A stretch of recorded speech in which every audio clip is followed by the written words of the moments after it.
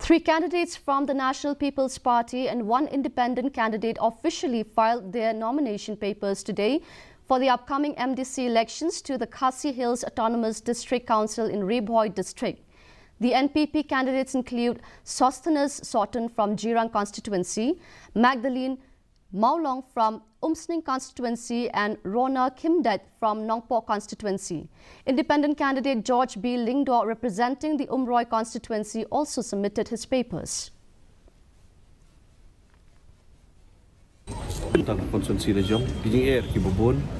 mengkumno hakabede bagi ang ki kanun ki balong naduk ki por blaseng ke council kamtam ke trading license ke labor license ilai bekumno ki kta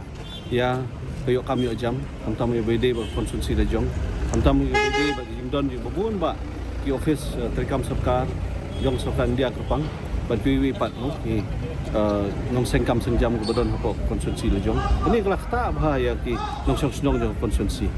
nak lihat juga kumukotong Khadc election MDC andal tep ya ka jingnyau buat ka phangi bakmat lomban ini awan penklan agede bagi dorbasnong ini awan klan agede bagi jingede yema ini awan peniklan agede bagi kumno ka jing kunsa penne ya ki sensar bat kunjuru agede bagi kumno ban ini awan thawi kelat jingeda ke kerpang ke ba mengikum kiret pai idon Khadc jela kejungi lagu bentra ke hak terpang ke ba mengi layo.